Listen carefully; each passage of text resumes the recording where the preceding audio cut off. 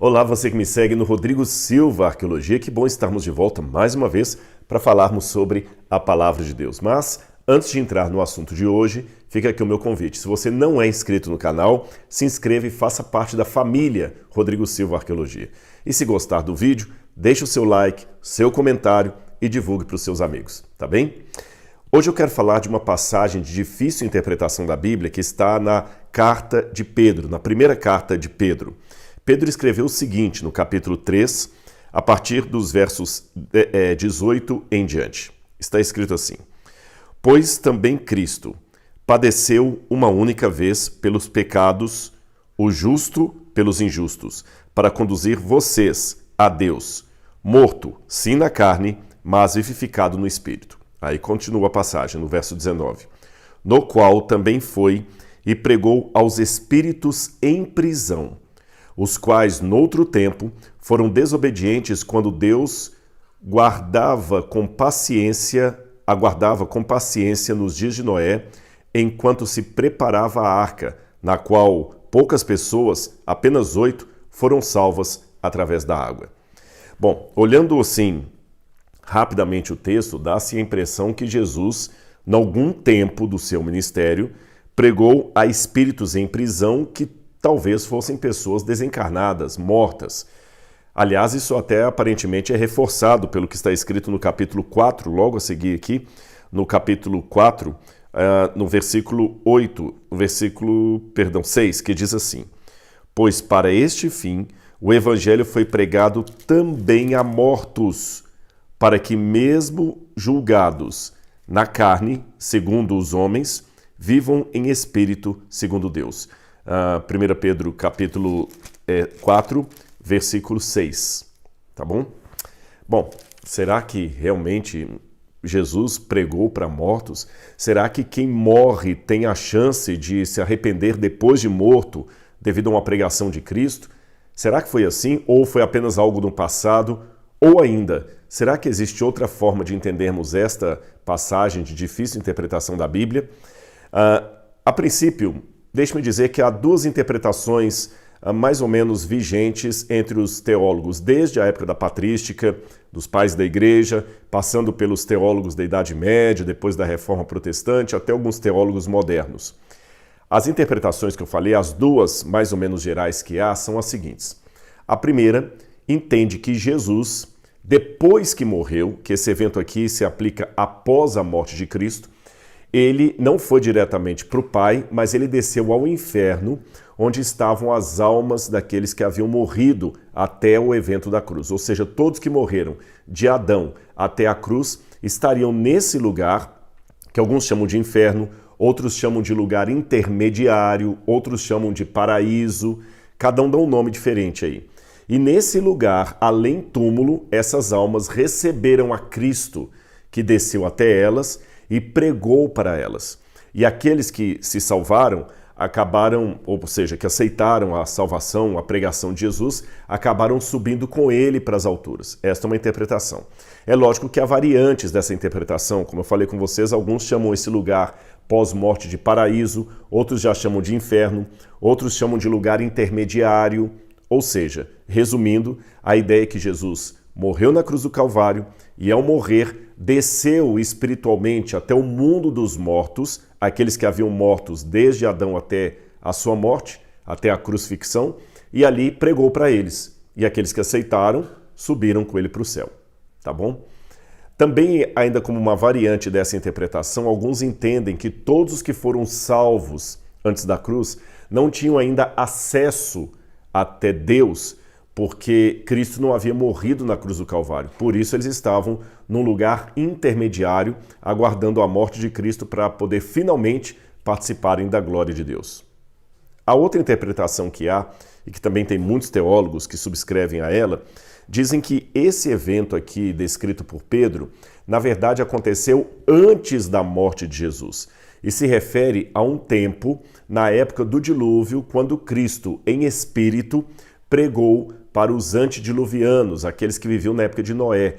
Então não estaria aqui descrevendo uma situação supostamente ocorrida depois que Jesus é crucificado, entre a crucifixão e a ressurreição de Jesus, mas sim uma situação que Jesus pregou lá na época do Gênesis, lá na época de Noé, quando ele foi e anunciou para aquelas pessoas antediluvianas o castigo de Deus que viria através das águas. Eu vou dizer para vocês qual das duas interpretações eu advogo, tá bom? Eu fico com a segunda interpretação e vou dar minhas argumentações para vocês aqui. Respondendo, e cada vez que eu der uma argumentação, é lógico, por tabela, eu estarei respondendo a argumentação daqueles que advogam a primeira hipótese, que Jesus teria, depois de sua morte, descido ao mundo dos mortos e pregado para eles ali. Então, à medida que eu for justificando a interpretação que eu adoto, com outros teólogos, é claro, eu estou respondendo à primeira questão aí. Vamos lá.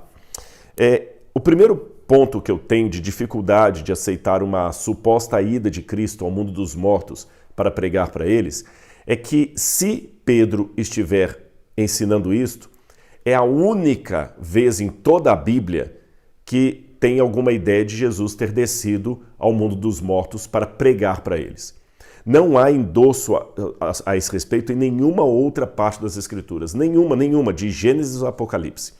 E você sabe que é temerário você sustentar toda uma doutrina cristã em cima de uma única passagem. Se nós não conseguirmos compreender aquela passagem à luz da Bíblia como um todo, é melhor deixá-la em stand-by. Mas sustentar uma doutrina em cima daquela passagem que não tem respaldo no restante da Bíblia, e além disto, até se choca contra os ensinamentos bíblicos, aí que se torna problemático, tá bom? Esse é um primeiro ponto que eu tenho aqui para discordar desta ida de Jesus ao mundo dos mortos. Segundo, vamos analisar a passagem dentro do seu contexto. Isso aqui implica, inclusive, na observação de expressões idiomáticas que aparecem no termo. Quando aqui diz assim, olha, Cristo vivificado no Espírito, no qual também foi e pregou aos espíritos em prisão. Olhando assim pela ótica moderna, parece que espíritos em prisão são fantasmas, seres espirituais que estavam presos, né? Ghost, como diz em inglês, Geist em alemão, aqueles seres de alma realmente platônica que vive a parte do corpo e está presa no mundo da prisão, ali no mundo do cárcere espiritual. Nós não precisamos entender dessa maneira. Há várias passagens da Bíblia que a palavra espírito é usada com muitas conotações que não tem nada a ver com fantasma. Por exemplo, quando a Bíblia fala que o espírito sopra, você tem espírito, não é um fantasma, o ser humano tem o espírito de Deus em si.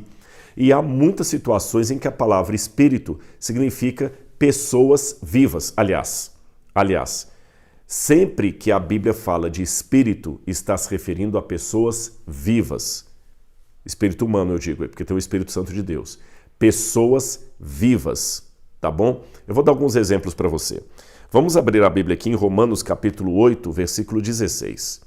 Olha essa passagem de Romanos, capítulo 8, versículo 16. Vou pegar aqui, Romanos, capítulo 8, versículo 16. Na minha tradução diz assim, olha. Deixa-me ver. O próprio Espírito, está falando do Espírito Santo de Deus, por isso que está com E maiúsculo, o próprio Espírito confirma ao nosso espírito que somos filhos de Deus. E se somos filhos de Deus, somos também herdeiros de Deus e co-herdeiros de Cristo. Olha como Paulo está falando aqui. O Espírito, com E maiúsculo, o Espírito Santo de Deus, testifica ao nosso espírito. Em outras palavras, testifica a nós. Então, Paulo refere-se a nós mesmos como espíritos. Então, aqui, lógico, não está falando de nada de um espírito desencarnado, uma pessoa que está vivendo no limbo, no purgatório, no inferno, no paraíso, em algum lugar além. Ele está falando que o Espírito de Deus fala ao nosso espírito. Quer outra passagem? Vou passar para vocês aqui. 1 Coríntios 16, verso 18. 1 Coríntios, capítulo 16, versículo 18. Vamos abrir aqui e vou mostrar para você outro texto bíblico que coloca espírito como sendo pessoas vivas. Diz Paulo aqui na carta de 1 Coríntios 16, 18. porque trouxeram refrigério ao meu espírito e ao de vocês também. Paulo está falando de uma situação de alegria que ele teve com a vinda de algumas pessoas que ele gostava muito, e ele fala que a presença dessas pessoas com ele, pessoas vivas ali, colegas de ministério, trouxe ao seu espírito grande refrigério e alegria. Ele fala não somente ao meu espírito, mas também ao espírito de vocês. Ora, Paulo estava vivo, todo mundo estava vivo, e quando ele fala trouxe ao meu espírito, ele não está falando em nenhum momento de uma pessoa desencarnada que morreu e está vivendo no além. Mais uma passagem eu quero ler para vocês aqui. Vamos também ver Hebreus capítulo 12, versículos 22 e 23. Hebreus 12, 22 e 23. Isso aqui mais profundo.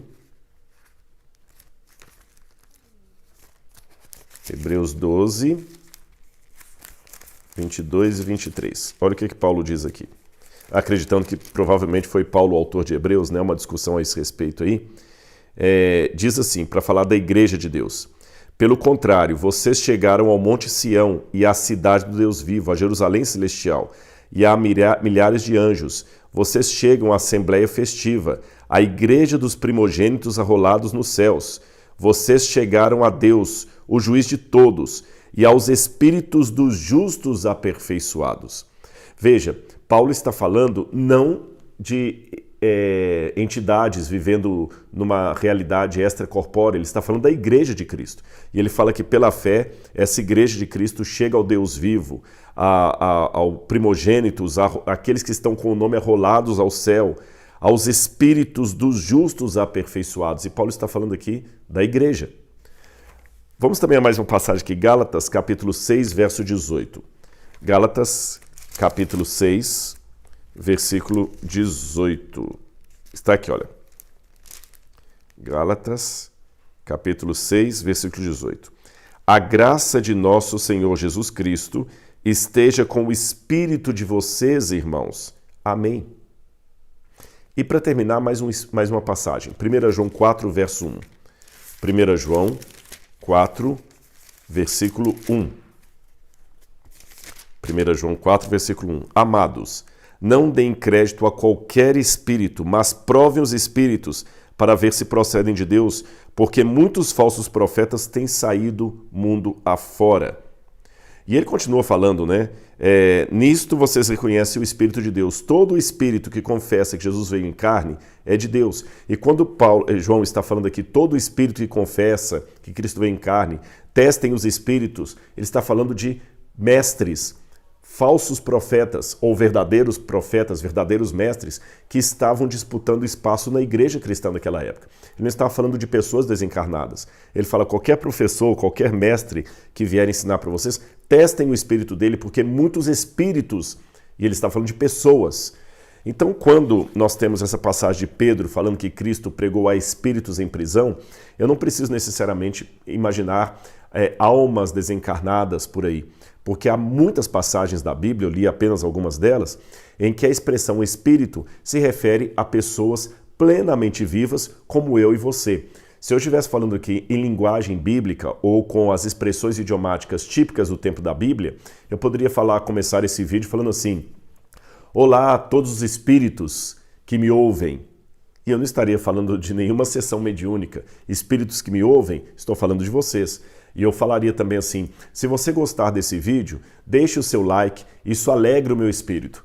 Porque o Espírito de Deus fala ao meu espírito para falar ao espírito de vocês, ou seja, eu estaria falando apenas de seres humanos conversando, tá bom? Seres vivos, não entidades extracorpóreas ou que morreram.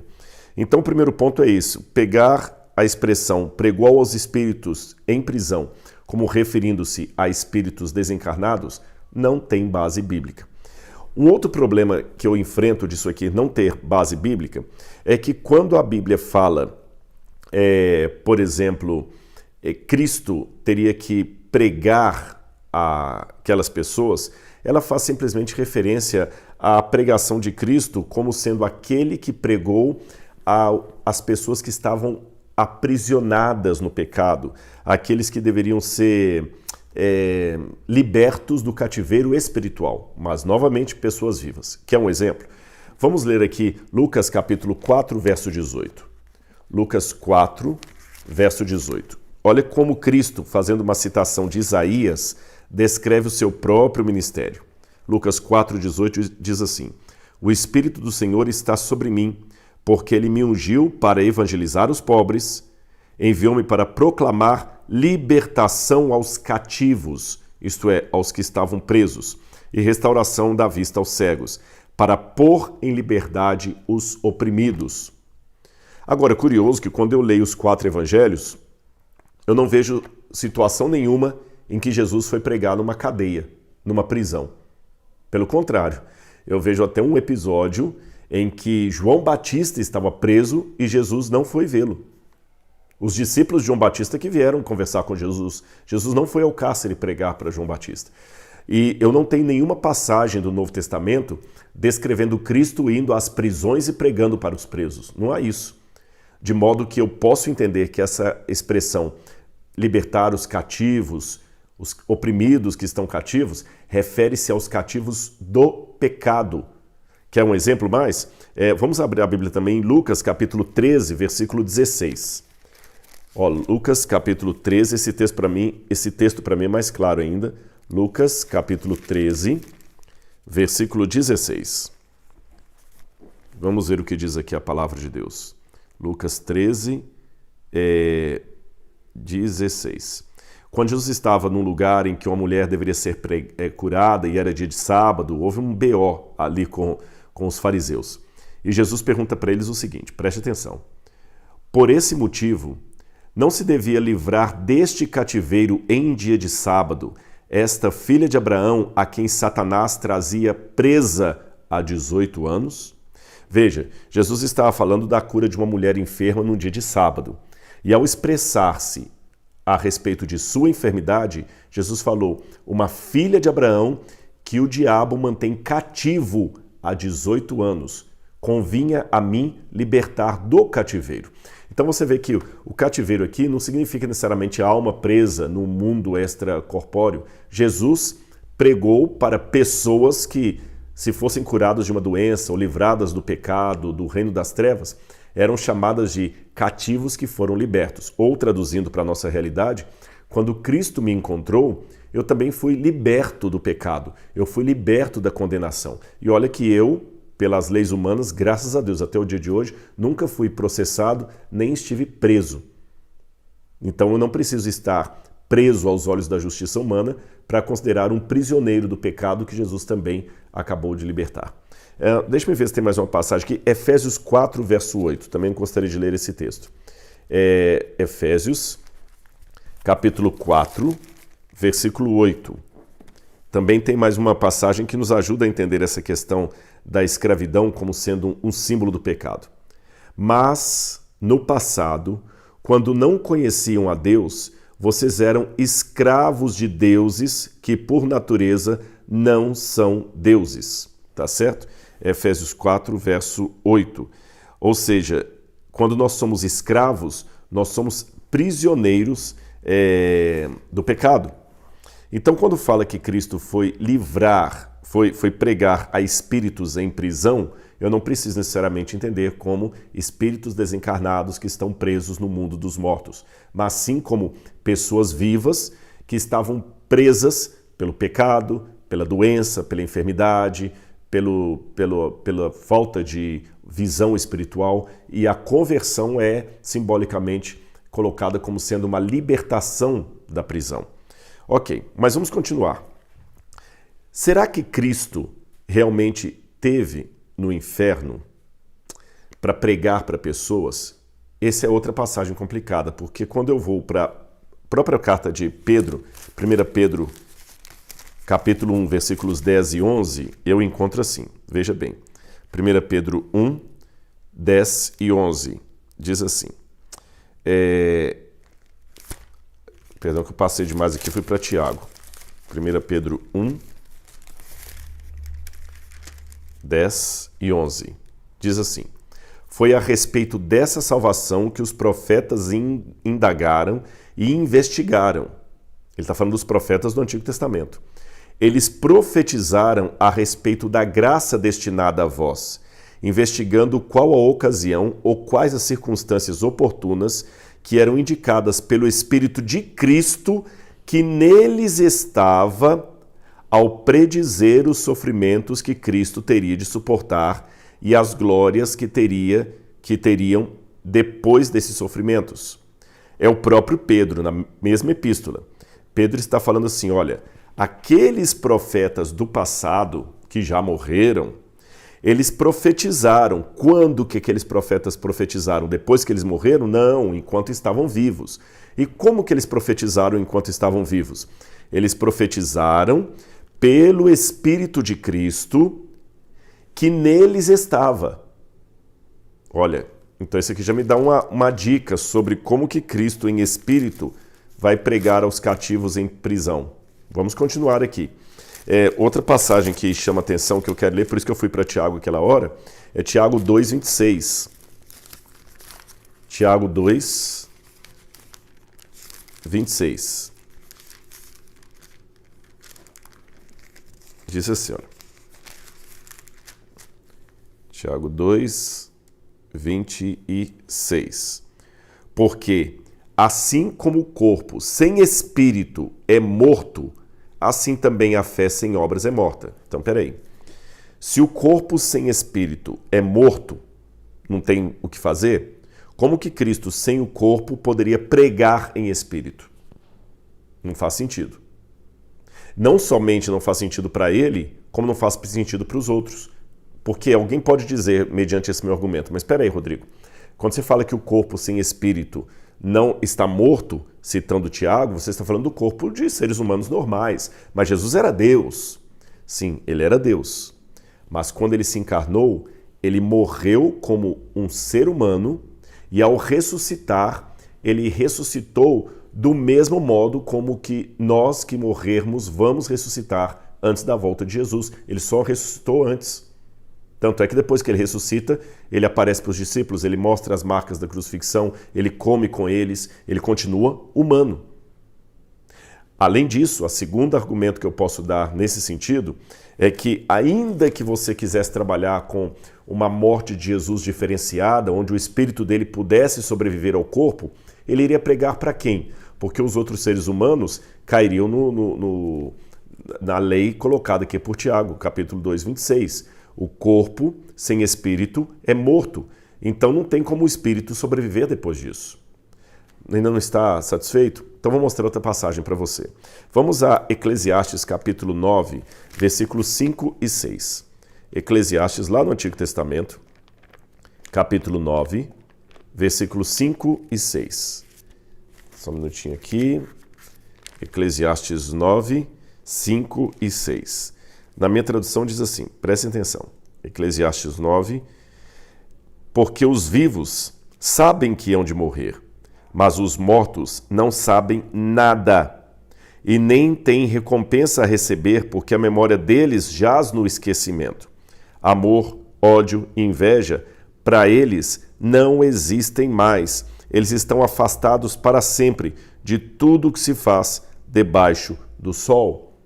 Então Eclesiastes deixa bem claro que os mortos não têm conhecimento. Como é que, se eles não têm a noção mais de amor, de ódio, de inveja, etc., como é que eles podem ter discernimento cognitivo para entender uma suposta pregação que lhes é passada depois que morreram, a fim de que possam ser libertos do cativeiro? Outra passagem que eu quero ler com vocês, Isaías capítulo 38, versos 18 e 19. Isaías capítulo 38, versos 18 e 19. Isaías diz assim: a sepultura não pode te louvar, está falando a Deus. A sepultura não pode te louvar, nem a morte glorificar-te. Os que descem à cova não esperam em tua fidelidade. Opa! Como é que aqueles mortos de Adão até a cruz poderiam estar num lugar intermediário, aguardando a morte de Cristo para então irem para a glória? Isaías deixa bem claro que os mortos não esperam em tua fidelidade. Continua dizendo, os vivos, somente os vivos, esses te louvam, como hoje estou fazendo. Somente os vivos louvam a Deus. Então, como é que poderia Jesus descer a um mundo de almas mortas que teriam conhecimento, capacidade de amor e ódio, porque alguns aceitam a pregação de Cristo, outros não, ou mesmo que, com base na decisão prévia em vida, estão agora ali esperando na fidelidade de Deus, sendo que Isaías fala que os mortos não esperam. E outra diz que somente os vivos louvam a Deus. Então, como é que aqui posso imaginar pessoas depois da morte glorificando a Cristo, porque supostamente ele pregou para eles? Então, como é que eu entendo essa passagem?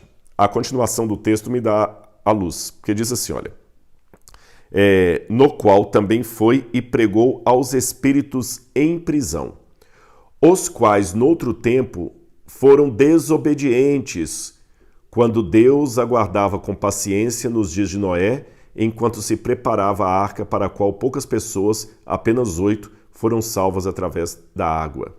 Para mim aqui, Pedro está falando que Cristo pregou para os antediluvianos. De que maneira que Cristo pregou para os antediluvianos? Através de Noé. Porque assim como aquela passagem que eu li de Paulo, que os profetas do Antigo Testamento anunciaram o que iria acontecer hoje porque o Espírito de Cristo estava neles, lembra essa passagem? Da mesma maneira, Noé pregou aos antediluvianos porque o Espírito de Cristo estava em Noé. Desta forma, é correto dizer que Cristo pregou àquelas pessoas que viveram antes do dilúvio e que são chamados de presos espirituais, porque espiritualmente eu sou um prisioneiro quando eu não aceito a Cristo ainda ou quando eu estou nas garras do pecado. Tá bem? Também expliquei que em diversas passagens da Bíblia, espíritos significam pessoas vivas e não mortos, que estão definitivamente mortos. Eu quero ler mais uma passagem para vocês aqui, Efésios 2,19. Efésios, capítulo 2, versículo 19. Gálatas, Efésios 2, 19. Diz assim, olha, Efésios 2, 17, 18, 19. Assim vocês não são mais estrangeiros e peregrinos, mas concidadãos dos santos e membros da família de Deus. Deixa eu ver aqui, tinha mais um texto, 2 verso 1, perdão. Aqui, olha, fala assim, ó. Ele, está falando de Cristo, lhes deu vida quando vocês estavam mortos em suas transgressões e pecados. Percebeu essa passagem? Ele nos deu vida quando nós estávamos mortos em minhas transgressões e pecados. Em outras palavras, a pregação é feita a pessoas mortas, só que estão vivas. Entendeu a questão bíblica? Até que eu encontre a graça de Deus, eu estou morto em meus delitos e em meus pecados. Ainda que eu esteja vivo, respirando, com o aparelho circulatório funcionando perfeitamente, espiritualmente eu estou morto. E é nessa condição de espiritualmente morto que a Bíblia fala que a mensagem chega até mim. Por isso que quando Cristo prega a espíritos em prisão que noutro tempo foram rebeldes como Noé, não está falando em pessoas desencarnadas, mas em pessoas que ainda estão mortas em seu delito. E não necessariamente alguém que realmente está debaixo da terra. Que é uma outra passagem também que esclarece isso. Quando você vai para Mateus capítulo 8, verso 22, você tem um episódio em que Cristo coloca à prova alguns que queriam segui-lo. Eu até fiz uma menção de uma passagem análoga dessa na versão de Lucas, na outra vez. E Jesus falou, na semana passada, e Jesus fala assim para ele, deixa os mortos sepultarem os seus mortos. Quando aquele jovem falou, Senhor, eu te seguirei por onde quer que fores, mas deixa-me primeiro sepultar o meu pai, eu expliquei esse texto semana passada, Jesus fala, deixa os mortos sepultarem os seus mortos. E ele não está falando de cadáveres sepultando cadáveres, muito menos de almas desencarnadas sepultando outras almas desencarnadas. Ele falou de pessoas vivas que ele comparativamente chamou de mortos, simbolicamente chamou de mortos. Resumindo então, por causa dessas passagens que eu acabei de ler, a única forma que eu tenho de harmonizar coerentemente a difícil passagem de Pedro com o restante do ensino escriturístico seria entender o seguinte: quando Cristo, através de Noé, pregou aos espíritos vivos de pessoas que estavam mortas em seus pecados acerca do dilúvio vindouro, ele estava anunciando para eles a salvação. E Pedro usa isso aqui para falar justamente como devem se portar aqueles que hoje sofrem por seguirem a Jesus. Pedro fala com eles assim: por favor, não tenham medo da ameaça, não fiquem angustiados, pelo contrário, santifiquem a Deus, saiba que através de vocês Cristo está pregando para todas essas pessoas. Assim como eles rejeitaram a Cristo, pode ser que rejeitem vocês também, mas não se aflijam. Eu sei que vocês pregam e às vezes muitas pessoas não aceitam a mensagem, mas não se angustiem, deixem o resultado com Deus. Aliás, foi assim que aconteceu no passado, quando através de Noé, Cristo pregou para aquelas pessoas que estavam presas, mortas em seus pecados. E eles não aceitaram também a pregação, até que veio o dilúvio e os levou. Por isso que, continua dizendo, o evangelho foi anunciado e pregado também a mortos. Por que isso? Porque no dia do juízo, é interessante que o texto continua dizendo aqui, Deus vai julgar os vivos e os mortos. Mas raciocine comigo. De acordo com a Bíblia, os mortos vão ressuscitar depois do milênio para receber o juízo de Deus. Então eles estarão vivos, porque vão ressuscitar. Apocalipse capítulo 20. Se os mortos vão ressuscitar para receber o juízo, e se os vivos, ou seja, os salvos, também estarão vivos porque já ressuscitaram, então não haverá nenhum morto no dia do juízo final. Se não haverá nenhum morto no dia do juízo final, por que Pedro continua dizendo assim: para este fim, o evangelho foi pregado também a mortos, para que, mesmo julgados na carne segundo os homens, vivam em espírito segundo Deus. Que, como diz o credo, há de julgar vivos e mortos. Como se dá isso? É porque aqueles salvos que ressuscitaram estão vivos em Cristo. Os ímpios que ressuscitaram, apesar de estarem fisicamente vivos, continuam mortos em seus delitos, conforme o texto que eu li para vocês de Paulo. Nós estávamos mortos em nossos delitos e o evangelho chegou assim a nós. É assim que eu entendo essa passagem, sem precisar apelar para qualquer tipo de pregação de Cristo após a morte, num suposto estado intermediário da alma. Tá bem? Que Deus abençoe vocês, eu espero ter esclarecido esse assunto e a gente se encontra no nosso próximo vídeo. Até lá!